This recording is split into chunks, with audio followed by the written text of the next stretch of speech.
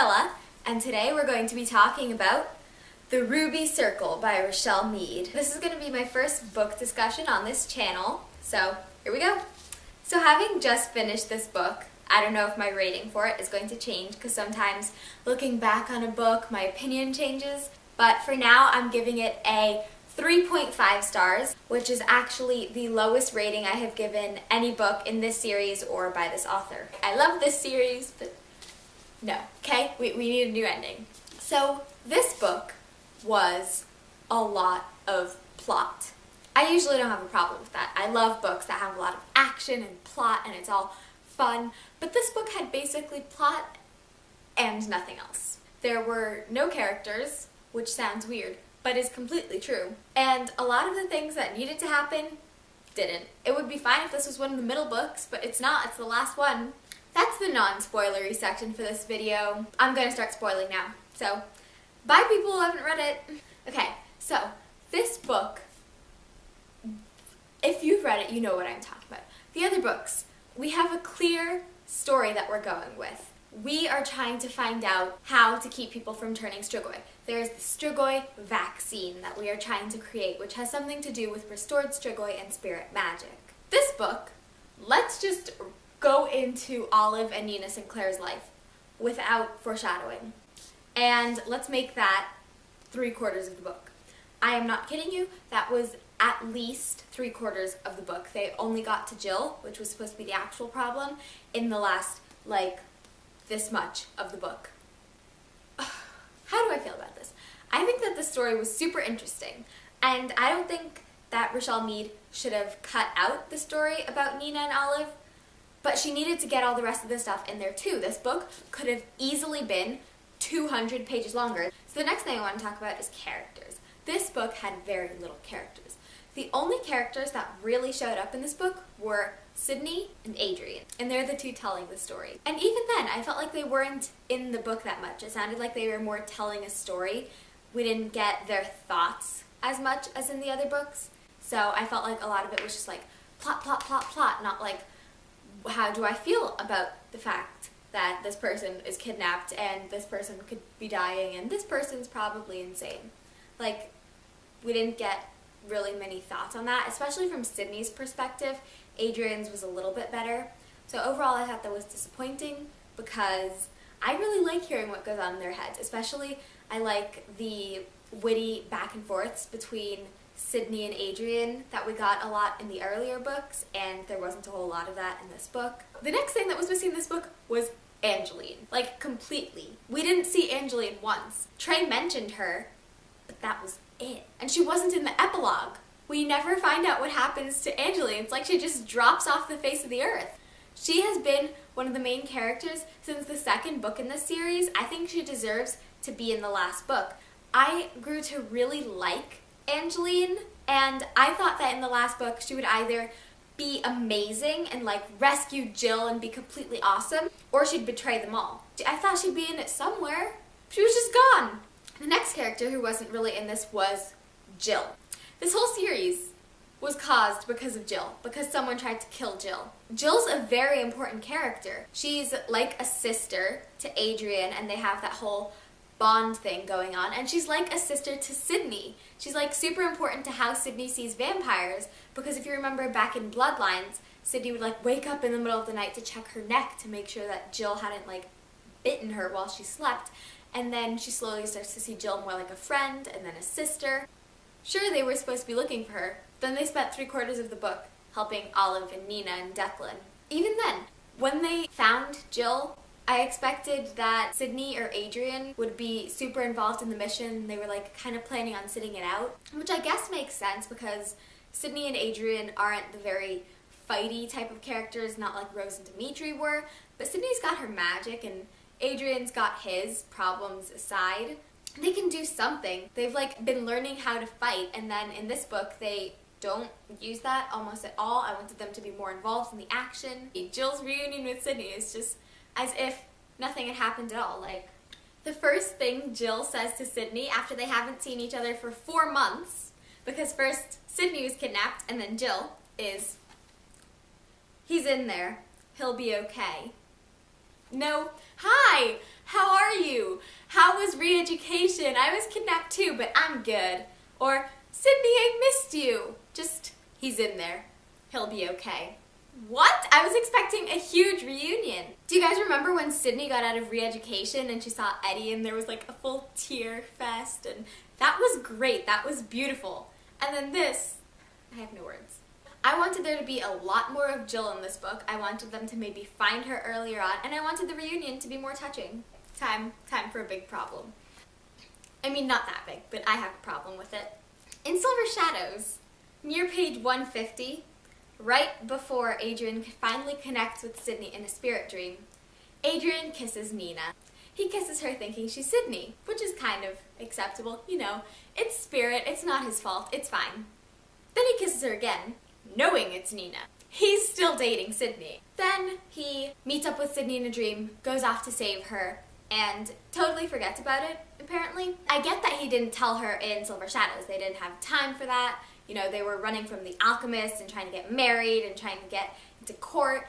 And so it's not really a good time to be like, hey, you know, by the way, while you were stuck in re-education, I may have kissed some other girl and kind of cheated on you a little bit. So I get that he didn't tell her then, even though I still think he should have told her before they got married. But we never ever see him tell Sydney. Maybe he told her in between Silver Shadows and the Ruby Circle, but that's a scene that I definitely would have liked to see.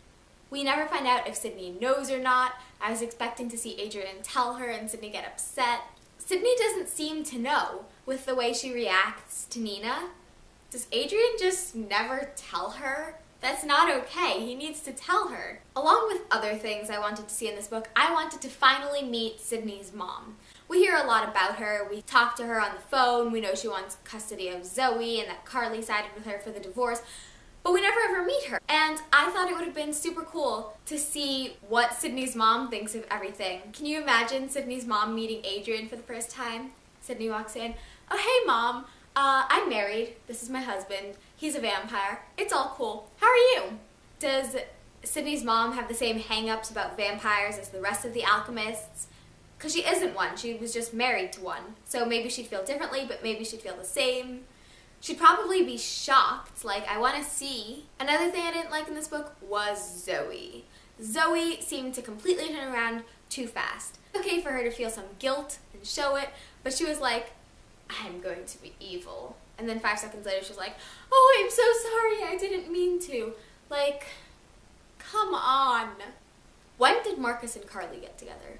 Like, it was kind of hinted that he liked her in Silver Shadows, and then now they're dating. There was no build-up. That's it. Rochelle Mead is so good at building relationships. Why would she do this? My final big character complaint is, where the heck was Alicia? This whole book was supposed to be about her. Each book has a kind of a clear antagonist. In this one, it's supposed to be Alicia. Except it seems like we didn't have an antagonist in this one because we were spending so much time worrying about Declan. Nothing happened with Declan. He just had the potential to be in danger, and he wasn't. Ta-da! See how that was solved really quickly? Oh, I felt like for a book where Alicia was the antagonist, she was hardly in it. She kidnapped Jill, but then a little freezing spell halfway through the book took care of her, and then she remained frozen until Adrian questioned her, and then she went back to being frozen. And that was it. She offered no resistance. She did manage to burn something down again. I needed there to be a big Alicia finale. I thought after they finally got Jill out of re-education, they'd find out that Alicia had broken free, or that witch that leads the Stelle Coven, Maud or something, would have been siding with Alicia the whole time and would have set her free, and then they would have gone after Sydney and her friends to get revenge for some reason. And so, I don't know, kind of wish that had happened. That epilogue was just not very good. I didn't like it. Also, Declan. Why? I don't think Neil would have really left Declan. Like, sure, he's got this sense of duty, but like, it's his son. Also, for someone who was so important to this new plot line, Neil was barely in this book. What is up with these characters? I feel like they all went on a vacation to the Bahamas and were just like, hey, see you later. Anyway, Declan. Sydney and Adrian adopting Declan. I didn't like that. I feel like everything happened really fast for them. They met, it was September. They started dating, it was December. They dated until February, then she was gone for 3 months. Then they got married, then they were married for a month. and then they adopted a kid. At this point, they have known each other less than a year, and they're married and have a kid. I have no problem with how their actual relationship progressed, but it's too soon for a kid. I am tired of young adult books having the couple get together, get married, have a kid really fast. The best moment of the book. Adrian and Dimitri are cousins. What? So Adrian's uncle is this awful father we've heard about from Dimitri. It's been 12 books! How did we not know this? Oh my god! That blew my mind. What? All I could think about as I read that part, other than was Damon and Stefan Salvatore. Like, poor Rose. She was dating cousins and she didn't know it. Best plot twist ever. We needed like 200 extra pages in this book to get in what we actually needed about the Strigoi vaccine and Sydney's blood tasting bad. Someone needed to find out about that. Is it me or did everyone at court know that Sydney was a witch? We never saw them find out though. That would have been so cool to see. Why wasn't that in there? Despite all the negatives, I did really like this book. We did get to see some funny Sidrian moments, like that moment with the squirrel in the hotel room. That was great. I loved that. And just a few other things like Sydney blowing up the display stand when they were running away from the alchemist. That was Leah DiStefano's display. I wanted to see Rowena Clark and Cassie in this book. That would have been so cool. Rowena is one of my favorite characters in this series, even though she was there for like a book or so.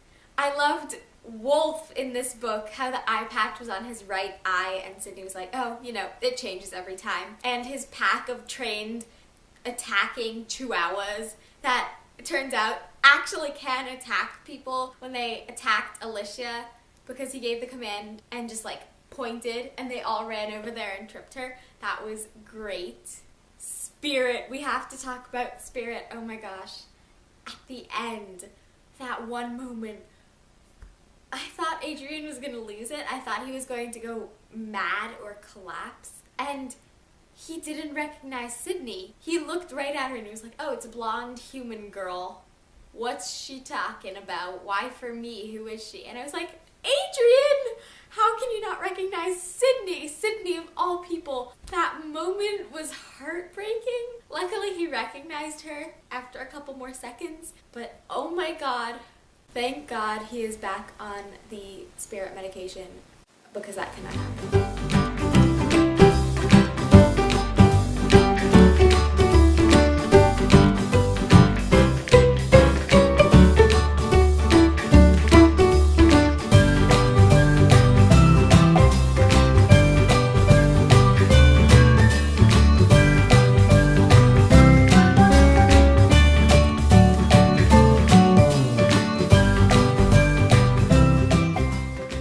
My camera keeps dying, so I'm just going to film a really quick goodbye. That's it for this video. Bye!